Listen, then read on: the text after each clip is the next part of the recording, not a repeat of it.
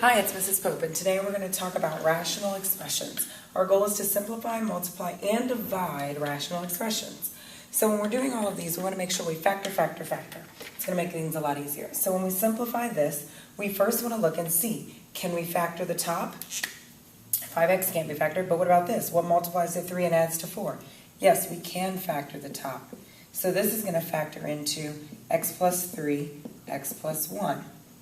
And look, can we factor the bottom? Well, we have our x minus 6, but this is a difference of perfect squares. You need to recognize that. So that would be x plus 3, x minus 3. And we still have 5x up here. So once we've factored things out, we can realize that these things can be canceled. So x plus 3 goes away, x plus 3 goes away. And I think that's it. So we should be left with 5x times x plus 1 over x minus 6 times x minus 3.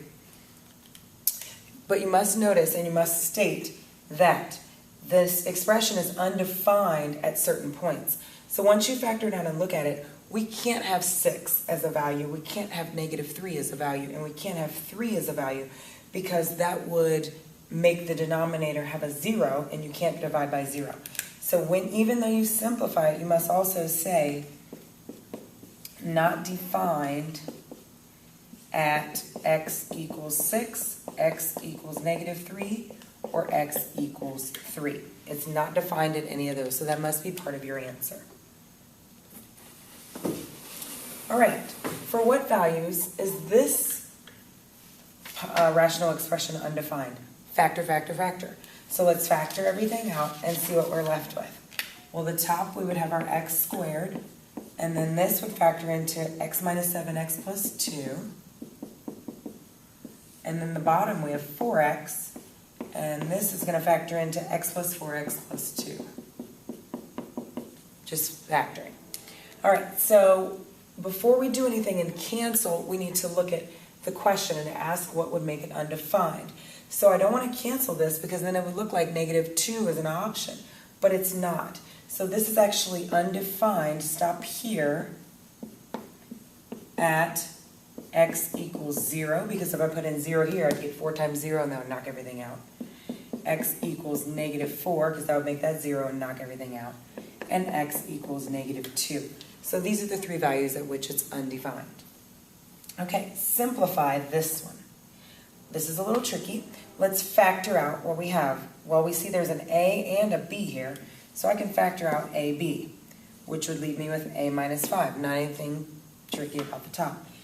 And here I have 5 plus b, 5 minus b. Let's see, I took out ab. I shouldn't have, something doesn't look right. I took out ab. Oh, this is supposed to be squared. It was ab squared minus 5ab. So I took out ab and I'm left with a minus 5. b minus 5. That's why it looks funny. Sorry about that. See, I make mistakes too. Okay, so I'm thinking I would like to cancel these two out, but I can't. This is b minus 5 and that's 5 minus b, so they're different. So the trick is you factor out a negative 1. So I'm going to take a negative 1 out of the top and see what happens. So the top is going to take a negative 1 out. So I still have AB. But now I've changed this to negative B plus 5. I've divided a negative 1 out. Well, negative B plus 5 is the same as 5 minus B. So now I have 5 plus B, 5 minus B.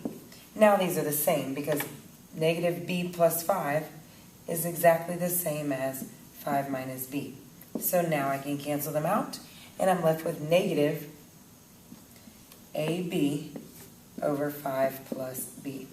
So that's just a little trick to use when you have a factor up top and down low where they're just flipped. You can always factor out a negative 1.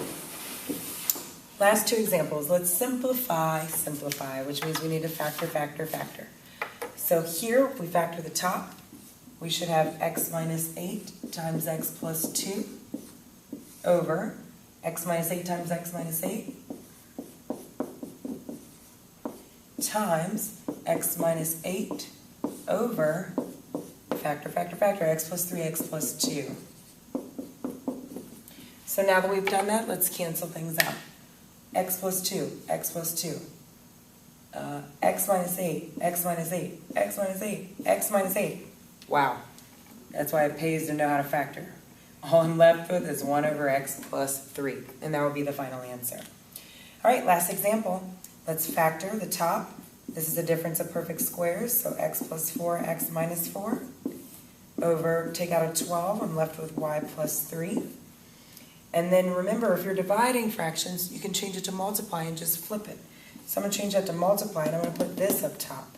So I'm going to factor the y's. So I should have y minus 6, y plus 3, over, now this is in the denominator, x minus 8, x minus 4. Cancel out, x minus 4, x minus 4. Y plus 3, y plus 3. Anything else? No, I think that's it. So I'm left with y, well, let's put my x plus 4, y minus 6, over 12, x minus 8. All right, you can see the importance of knowing how to factor. Got to know how to factor to be able to do these. All right, thanks for watching, and remember, you are responsible for your own learning.